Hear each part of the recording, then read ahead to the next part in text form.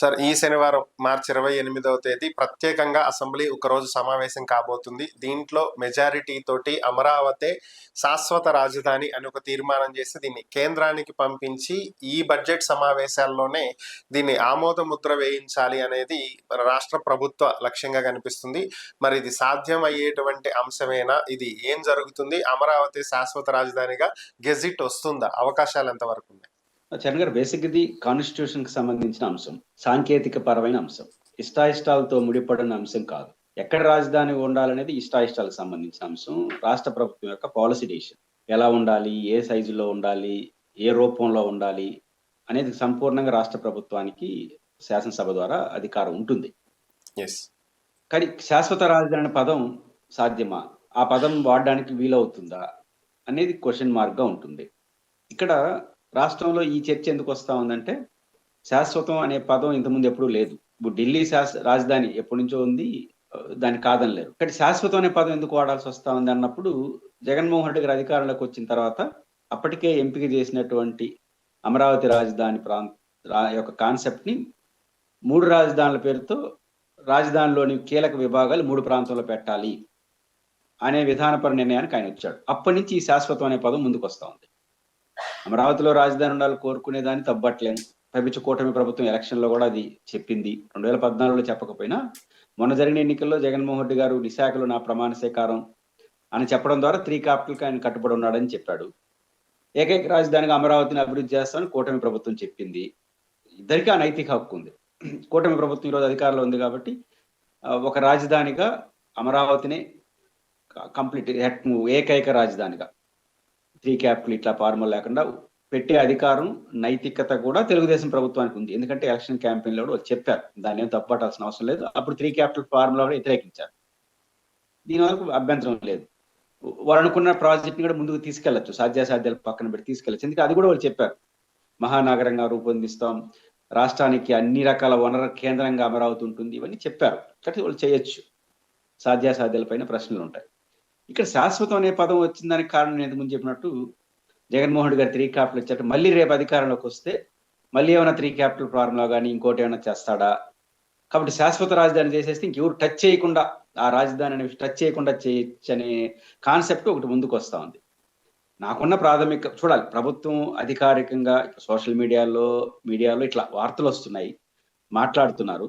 But అధికారికంగా శాసనసభ సమావేశం జరిగి ఏం తీర్మానం పెడతారు, ఆ తీర్మానంలో ఈ పదాలు ఉంటాయా, దీన్ని యథాతథంగా పంపిస్తే కేంద్ర ప్రభుత్వం ఎట్లా ఆమోదిస్తుంది, ఇవన్నీ రాబోయే కాలంలో జరుగుతాయి. కానీ శాశ్వతం అనే పదం వాడుతున్నారు కాబట్టి దాని చుట్టూ మనం మాట్లాడుకోవచ్చు.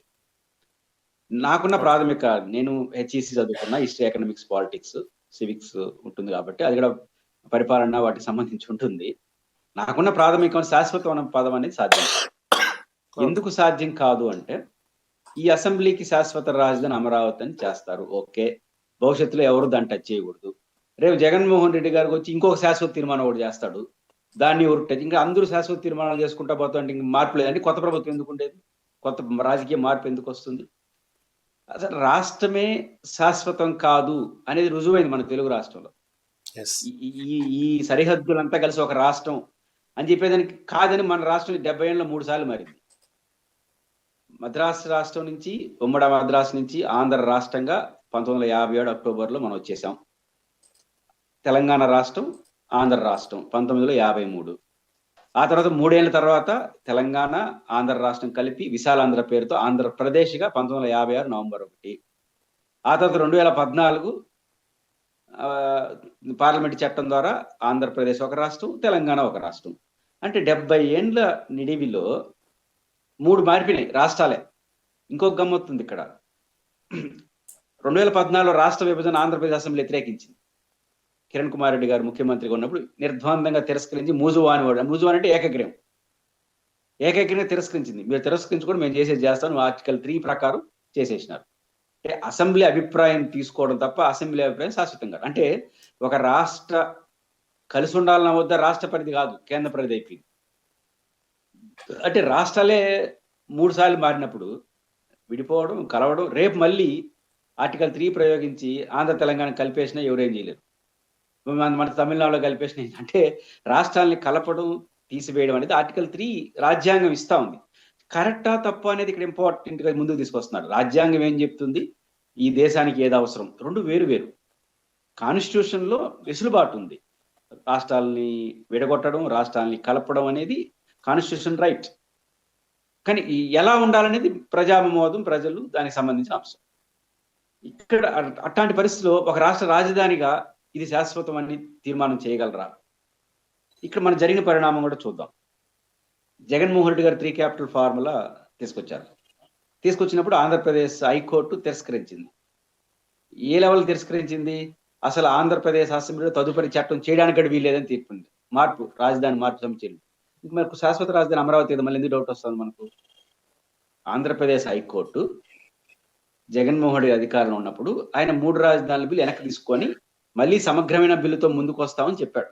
3 రాజధానుల బిల్లు ఉపసంహరించుకున్నా కూడా ఆంధ్రప్రదేశ్ హైకోర్టు మళ్ళీ దీనిపైన ఆంధ్రప్రదేశ్ అసెంబ్లీ తీర్మానం చేయడానికి లేదు, రాజధాని మార్పులకు సంబంధించి ఒక తీర్పు ఇచ్చింది ఆంధ్రప్రదేశ్ హైకోర్టు. అంటే అర్థం అమరావతి రాజధాని కదా, మళ్ళీ ఎందుకు శాశ్వత భయం వస్తుంది, ఎందుకు మళ్ళీ రాజధాని తీర్మానాలు? ఇది గందరగోళం. ఒకటి ఫస్ట్ ఏంటంటే జగన్మోహన్ రెడ్డి గారి ప్రభుత్వం 3 రాజధానులు కాన్సెప్ట్ తెచ్చినప్పుడు అమరావతి రైతులు జాయింట్ యాక్షన్ కమిటీ కోర్టు మెట్లెక్కింది. రాష్ట్రానికి దేశానికి కూడా వాళ్ళు నోటీసులు ఇచ్చారు. ఈ సందర్భంగా కేంద్ర ప్రభుత్వం వేసిన అఫిడేట్ ఒకసారి చూడండి. ఆంధ్రప్రదేశ్ హైకోర్టులో 2 అఫిడేట్లు దాఖలు చేశారు.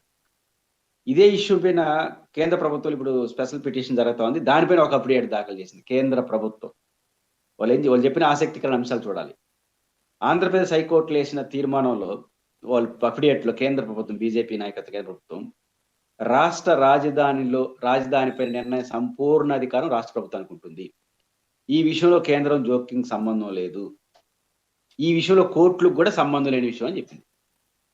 నిర్ణయించాల్సిన అసెంబ్లీ వాళ్ళు నిర్ణయించుకుంటారు. అంటే రాష్ట్ర రాజధాని అనేది పూర్తిగా రాష్ట్ర ప్రభుత్వ సబ్జెక్టు. ఇది కేంద్ర ప్రభుత్వం అఫిడేట్ దాఖలు చేసింది. ఇంకొక అఫిడేట్ ఢిల్లీలో దాఖలు చేసింది, అది ఇంకా ఆసక్తికరంగా ఉంది. 2014-15 ఆ ప్రాంతంలో ఆంధ్రప్రదేశ్ ప్రభుత్వం మా రాజధాని అమరావతిని ఒక తీర్మానం చేసి పంపింది, దాన్ని మేము నోట్ చేసుకున్నాం. తర్వాత జగన్మోహన్ రెడ్డి అధికారంలోకి వచ్చిన తర్వాత 2000 బహుశా 20 ఆ ప్రాంతంలో అనుకుంటాను కదా, 2019 డిసెంబర్ ఒక తీర్మానం చేసింది 3 క్యాపిటల్. ఆ కాపీ మా దగ్గర ఉంది, దాన్ని కూడా నోట్ చేసుకున్నాం. ఇంకేదైనా ఫర్దర్ సమాచారం వస్తే మీకు చెప్తాం. ఇది సుప్రీంకోర్టు చెప్పింది కేంద్ర ప్రభుత్వం.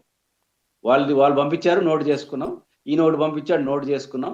ఇంతకు మించి మా దగ్గర ఏమీ లేదు. ఇంకేదైనా సమాచారం అదనంగా వస్తే మళ్ళీ మీ కోర్టుకు చెప్తామని చెప్పింది. అంటే అర్థం ఏంటి? కేంద్ర ప్రభుత్వ పాత్ర, ఆయా రాష్ట్ర ప్రభుత్వాలు రాజధాని పైన ఒక సావధాన తీర్మానాన్ని పంపిస్తే దాన్ని అంగీకరించి దాన్ని గెజెట్ చేయడం కేంద్ర ప్రభుత్వ పని. ఆ రోజు ఇది రాజధానిగా ఉంటుంది. కొత్త ప్రభుత్వం వచ్చి రాజధాని మార్చుకుంది అనుకోండి, అనివార్యంగా కేంద్ర ప్రభుత్వం అంగీకరించక తప్పదు, కొంచెం అటు ఇటుగా. సరే, మీరు అనొచ్చు ఆంధ్రప్రదేశ్ రాజధాని మార్పు చేర్పులు ఆంధ్రప్రదేశ్ హైకోర్టు ఎందుకు తిరస్కరించింది, అసలు అసెంబ్లీకి అధికారం లేదని ప్రకటించింది అనే క్వశ్చన్ వస్తుంది. ఇది ఇక్కడ పాయింట్లు ఏంటంటే ఆంధ్రప్రదేశ్ జగన్మోహన్ ప్రభుత్వం టెక్నికల్ గా ఒక తప్పు చేసింది. ఆ తప్పు ఏంటంటే రాజధానిలో రైతులు 33,000 ఎకరాలు భూములు ఇచ్చారు. భూములు ఇచ్చిన రైతులతో సిఆర్డిఏ పేరుతో ఆంధ్రప్రదేశ్ ప్రభుత్వం ఒక ఒప్పందం చేసుకుంది. మేము ఇక్కడ ఒక రాజధాని కడతాము, మీరు మాకు భూములు ఉచితంగా ఇవ్వాలి కదా, భూములు ఉచితంగా ఇస్తారు, దాన్ని కౌలిస్తాము, ఇన్ని ప్లాట్లు ఇస్తాము, అంటే ఒక రకమైన డెవలప్మెంట్ యాక్టివిటీ. ఇక్కడ రాజధాని పెడతాం, మీరు 33,000 ఎకరాలు తీసుకున్నారు. అంటే అర్థం ఏంటి? ఒక ఒప్పందం జరిగింది, కాంట్రాక్ట్ అంటారు, కాంట్రాక్ట్ అగ్రిమెంట్, కాంట్రాక్ట్ అగ్రిమెంట్ ఒప్పందం, కాంట్రాక్ట్ ఒప్పందం అంటాం. అంటే ఈ అమరావతి రైతులకు రాష్ట్ర ప్రభుత్వం రూపొందించినట్టు సిఆర్డిఏ క్యాపిటల్ రీజనల్ అథారిటీకి ఒక ఒప్పందం కుదిరింది. అదేంటంటే ఇక్కడ ఒక రాజధాని నిర్మిస్తాము, ఆ రాజధానిలో మీరు భూములు ఇచ్చిన దానికి రిటర్న్ ప్లాట్లు ఇస్తాము. ఇప్పుడు ఆ ఒప్పందం పైన ప్రభుత్వం ఒక నిర్ణయం తీసుకోవాలి కదా. ప్రభుత్వానికి అధికారం ఉంది రాజధానిలో మార్పులు చేసే అధికారం. ఆ ఒప్పందం చేసుకున్న రైతులతో ఇది ఒక డివైట్ కావాలి కదా, ఇది మాకు సమ్మతం కాదు, వేరేది మీకు కావాల్సిన కాంపన్సేషన్ ఇస్తాం చెప్పాలి. ఈ టెక్నికల్ పార్టీస్ చేయలేదు కాబట్టి కోర్టు జోక్యం చేసుకుంది. ఒప్పందం జరిగింది, ఇక్కడ ఒక 33,000 మంది 10,000 మంది రైతులకు లేదా 30,000 మంది రైతులకు ఒప్పందం కుదిరింది. ఇక్కడ ఒక రాజధాని నిర్మిస్తాను, దాన్ని చాల్చకుండా ఎవరికి నేను పోతానంటే వాళ్ళకి రూల్ ఏం కావాలి? ఈ పాయింట్ ఆఫ్ వ్యూలో కోర్టు జోక్యం చేసుకుంది. అంతకుమించి మీరు పెట్టడానికి వీల్లేదని లేదు. రాజ్యాంగంలో ఏముంది? క్యాపిటల్ పైన ఒక ఇతిమిద్దమైన అభిప్రాయం లేదండి. చాలా మంది క్యాపిటల్ పైన రకరకాల, మనకు 3 పద్ధతులు, మన 3 ఉంటాయి. కేంద్ర ప్రభుత్వ జాబితాలు, కేంద్ర జాబితా, రాష్ట్ర జాబితా, ఉమ్మడి జాబితా. కేంద్ర జాబితా పైన సంపూర్ణ అధికారం కేంద్రానికి, రాష్ట్ర జాబితా పైన రాష్ట్ర ప్రభుత్వానికి, ఉమ్మడి జాబితా పైన రాష్ట్రం మరియు కేంద్రానికి ఉంటుంది. ఫైనల్ డెసిషన్ కేంద్రానికి అవుతుంది. ఓకే. ఇక్కడ రాష్ట్ర పరిపాలన కేంద్రం, రాష్ట్ర పరిపాలన, సాధారణ పరిపాలన రాష్ట్ర ప్రభుత్వం అని చెప్పేసింది కాన్స్టిట్యూషన్. కాబట్టి పరిపాలన అంటే ఏంటి? పరిపాలన కేంద్రం. అసలు రాజధాని అనే సబ్జెక్ట్ రాజ్యాంగంలో లేదు. ఇది ఎవరు చెప్పారు? మాజీ అడిషనల్ జనరల్ వేణుగోపాల్ గారు వాదించారు. రాజధాని అనేది రాజు పరిపాలించే కేంద్రం. అక్కడి నుంచే ఇప్పుడు ఉదాహరణకు ముఖ్యమంత్రి చంద్రబాబు నాయుడు గారు వెలగపూడిలో ఒక సంతకం పెట్టి దీవో ఇచ్చారనుకోండి, అది వస్తుంది. ఆయన ఎప్పుడో ఒక పని మీద నారావారిపల్లిలో ఉన్నాడు అనుకోండి, అక్కడి నుంచి ఆడి పేరుతో కూడా రావచ్చు. నారావారిపల్లి నుంచి కూడా ఈ జీవోలు. అంటే రాజధాని అనేది రాజు పరిపాలించే కేంద్రం. కాబట్టి ఇక్కడ రాజధాని శాశ్వతం అనే పదం వీళ్ళు వాడతారా లేదా, అసెంబ్లీ ఏమి తీర్మానిస్తుంది అనేది చూడాల్సి ఉంది. బట్ నాకున్న ప్రాథమిక అవగాహన మేరకు శాశ్వత రాజధాని అని చెప్పి తీర్మానం చేసే హక్కుని నేను కాదన్న కానీ అది నిలబడుతుందని అనుకోను. అంటే శాశ్వతం అంటే ఏంటి? వచ్చే ప్రభుత్వం దాని జోలికి పోకూడదని. అది నేను ఒక చట్టం చేస్తాను, రాబోయే ప్రభుత్వాలు దీన్ని పాటించాలి, అది ఎట్లా సాధ్యం అవుతుంది? ఈ అసెంబ్లీకి ఎంత అధికారం ఉంటుందో రాబోయే అసెంబ్లీ కూడా అదే అధికారం ఉంటుంది. కానీ ఈ అసెంబ్లీ తీర్మానం చేసి రాబోయే అసెంబ్లీ అంతా ఆదేశించగలదా ఇట్లా ఉండాలని? అసలు మీకు గుర్తుంటే భారత రాజ్యాంగం శాశ్వతమా? భారత రాజ్యాంగంలో మార్పులు చేయలేదా? భారత పార్లమెంట్ ఆమోదించిన రాజ్యాంగం. కాబట్టి సవరణలు చేసే అధికారం ఎన్నికైన సభకు ఉంటుంది, మార్పులు చేసే అధికారం ఉంటుంది. ఆ మార్పులు కరెక్టా తప్ప ఏకీభవిస్తామా, ఈ రాష్ట్రానికి మంచిదా కాదా డిబేటబుల్. బట్ మేము ఇప్పుడు మళ్ళీ జగన్ వస్తే 3 రాజధానులు చేస్తాడేమో అని భయపడి శాశ్వత రాజధాని తీర్మానం చేసేస్తానంటే ఎట్లా సాధ్యం అవుతుంది? కాబట్టి మీరు చేయాల్సిన అమరావతి రైతులైనా రాష్ట్ర ప్రభుత్వం అయినా అక్కడ శాశ్వతంగా ఒక రాజధాని ఉండే ఏర్పాట్లు చేయండి. ఒక మంచి క్యాపిటల్, అసెంబ్లీ, సెక్రటేరియట్ నిర్మించి ఇంకెవరు ఇక్కడి నుంచి మార్చాల్సిన అవసరం లేదనే ఒక వాతావరణం తీసుకురండి. దానిపైన శ్రద్ధ పెట్టండి. అందరూ ఆమోదించే క్యాపిటల్గా దాన్ని మార్చండి. అప్పుడు ఎవరు మార్చరు. ఇప్పుడు ఢిల్లీ శాశ్వత రాజధాని చట్ట ప్రకారం లేదు. ఎవరన్నా మార్చగలుగుతున్నారా? హైదరాబాద్ ఏమన్నా శాశ్వత రాజధాని? తెలంగాణకు కాదు. ఉమ్మడి రాష్ట్రానికి రాజధాని అది. ఇప్పుడు మారిపోయేలా తెలంగాణ రాష్ట్ర రాజధాని అయిపోయేలా అది. చెన్నై ఏమవుతుంది? కాబట్టి సరే, వాళ్ళకు ఒక భయం ఉంది, మళ్ళీ జగన్ వస్తే ఏమన్నా 3 రాజధానులు అంటాడేమో అని శాశ్వతమైన తీర్మానం చేస్తే ఒక పని అయిపోతుంది అనుకుంటున్నారు. అది తాత్కాలికంగా మాట్లాడడానికి ఉపయోగపడుతుంది తప్ప అది టెక్నికల్ గా సాధ్యం కాకపోతే వాట్ ఎవర్ ఏం తీర్మానం చేస్తారో చూసిన తర్వాత మనం దానిపై నిర్ణయం చెప్పొచ్చు. ఓకే సార్, మీరు అన్నట్లు ఇది తీర్మానం అనేది ఎప్పుడైనా చేయొచ్చు, దాని గురించి పెద్ద ప్రాబ్లం అయితే కాదు. కానీ అత్యవసరంగా ప్రత్యేకంగా ఒక రోజు అసెంబ్లీని సమావేశపెట్టి మరి ఇంత హడావిడిగా చేయాల్సిన అవసరం ఏంటి? ఇంకో 3 ఏళ్ళు వెళ్ళే గవర్నమెంట్ లో ఉంటారు. ఈ 3 ఏళ్లలో ఎప్పుడైనా ఏ సందర్భంలోనైనా ఇంకోసారి అసెంబ్లీ సెషన్స్ జరిగినప్పుడు పెట్టుకోవచ్చు. పార్లమెంట్ సెషన్స్ కూడా రెగ్యులర్ గా జరుగుతూనే ఉంటాయి. కానీ ఈ బడ్జెట్ సమావేశాల్లో ఇప్పుడే ఆమోదం పొందించాలనేటువంటి ప్రయత్నానికి ప్రత్యేక కారణాలు ఏమైనా ఉండి ఉండొచ్చా? నాకు అర్థం కాంటే ఏంటంటే ప్రత్యేక సమావేశాలు ఎందుకు? మన జరిగిన బడ్జెట్ సమావేశాలు ఆమోదించేసి ఉండొచ్చు కదా, దానికి ఏం చర్చించాల్సిన అవసరం లేదు. పైవచ్చు ఎట్లా జగన్మోహన్ రెడ్డి గారు ప్రతిపక్షం అసలు రాదు, అసెంబ్లీకే రాదు, మొత్తం మీ ముగ్గురే ఉంటారు. చంద్రబాబు నాయుడు గారు ఇది శాశ్వత రాజధానిగా ఉంటుందని మీరు ఒక తీర్మానం పెడితే అందరూ ఆమోదిస్తారు. ఒక తీర్మానం కాపీ ఢిల్లీ పంపించవచ్చు.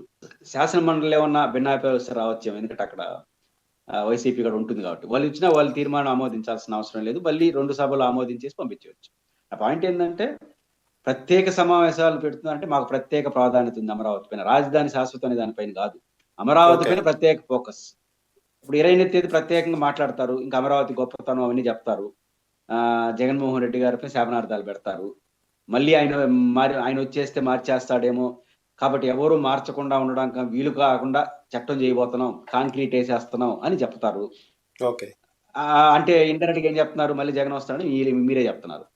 ఇప్పుడు జగన్ రాడని బయట మీరే చెప్తారు. మళ్ళీ జగన్ వస్తే 3 రాజధానులు ఇట్లా చేస్తాడేమో అని చెప్పి శాశ్వతం అంటారు. ఈ గందరగోళం ఎందుకు? నేను అనుకుంటుంది పార్లమెంట్కి పంపాలి. ఇప్పుడు మన జగన్ గారు మధ్యలో 3 రాజధానుల కాన్సెప్ట్ తీసుకొచ్చారు కదా. గత ప్రభుత్వం అమరావతి కేంద్రంగా రాజధాని అని ఉంది. ఈ ప్రభుత్వం జగన్మోహన్ ప్రభుత్వం 3 రాజధాని, ఆ డివిజన్ అట్లే ఉంది కదా. కాబట్టి ఈ ప్రభుత్వం శాసనసభలో ఒక ఆమోదం వంటి ఇది ఒక రాజధాని, మా రాజధాని ఆంధ్రప్రదేశ్ అమరావతి, లేకపోతే ఎలగపూడి, ఏ పేరు ఉంటే ఆ పేరు పంపించేస్తే కేంద్ర ప్రభుత్వం గెజిట్ చేసేస్తుంది. ఇది సాధారణ విషయం. దీనికి ప్రత్యేక సమావేశాలు అవసరం లేదు, ఏ సమావేశాన్ని తీర్మానించవచ్చు. కానీ వీళ్ళు ఏం చేయబోతున్నారని మనకు అర్థమవుతుంది. జరిగితే ప్రత్యేక సమావేశాలు పెడుతుందంటే మాకు ఎంత ప్రత్యేక ప్రాధాన్యత ఉంది. మీకు ప్రత్యేక సమావేశాలు పెట్టినా అదే తీర్మానం, సాధారణ సమావేశాలు అదే తీర్మానం. తీర్మానం ప్రత్యేక తీర్మానాలే ఉండవు. ప్రత్యేక తీర్మానం అవసరం లేదు. వాళ్ళు సాధారణ సమావేశం తీర్మానించొచ్చు. ఈ ప్రత్యేక సమావేశం పెడితే ఈ పార్లమెంటుకు పంపిస్తారు. అప్పుడు పార్లమెంటు ఆమోదం పొందుతుంది. పార్లమెంటు ఆమోదం కూడా అవసరం లేదు. పార్లమెంట్‌కి ఎందుకు పంపిస్తారో నాకు అర్థం కావట్లేదు. పార్లమెంట్ పని కాదు. మన సొలిసిటర్ జనరల్ వేణుగోపాల్ గారు చెప్పిన దాని ప్రకారం ఆంధ్రప్రదేశ్ హైకోర్టులో, ఢిల్లీ సుప్రీం కోర్టులో కేంద్ర ప్రభుత్వం ఇదే బీజేపీ ప్రభుత్వం అఫిడవిట్ దాఖలు చేసింది. మా పరిధి కాదు నాయన అని చెప్పేసింది. కేంద్రాన్ని జోక్యం చేసుకోమని వీళ్ళు పెడితే అమరావతి రైతులు అది మా పని కాదు, ఆంధ్రప్రదేశ్ ప్రభుత్వం పని అని చెప్పింది. ఇప్పుడు వాళ్ళ పని అయిపోతుంది అది. కానీ భారత పార్లమెంట్ ఎట్టా ఆమోదిస్తుంది ఒక రాష్ట్ర రాజధానిని? ఒక విడిపోయినప్పుడు ఇప్పుడు ఉదాహరణకు హైదరాబాద్ ఉంది, హైదరాబాద్ రాష్ట్ర రాజధాని విడిపోయింది కాబట్టి 10 years పాటు మీరు ఉండొచ్చని ఒక తీర్మానం చేసింది. అంతే తప్ప భారత పార్లమెంట్కి ప్రత్యేక అధికారాలు ఏమి ఉండవు. కానీ రాజధాని పైన సంపూర్ణ అధికారం రాష్ట్ర ప్రభుత్వానికి ఉంటుంది. ప్రత్యేక తీర్మానం, ప్రత్యేక ఏర్పాటు అనేది మాకు ప్రత్యేక ప్రాధాన్యత ఉంది అమరావతి పైన. ఈ ప్రాధాన్యత క్రమంలో జగన్ గారు ఏదైనా కామెంట్ చేసినట్టే మళ్ళీ చూడు ఆయన ఏదో అంటున్నాడు అని చెప్పుకోవడానికి ఏమన్నా చేస్తున్నారేమో చూడాలి. ఈ అంతర్లీనంగా ఒక మాట అయితే మీరు చెప్తున్నారు, మళ్ళీ జగన్ వస్తాడేమో అని ఇండైరెక్ట్ గా చెప్పదలుచుకుంటే ఇంకో వాళ్ళ ఆనందం మనం చేయగలిగింది. Okay, thank you Purushottam Reddy గారు. ఈ అంశం మీద మీ విశ్లేషణ అందించినందుకు ధన్యవాదాలు.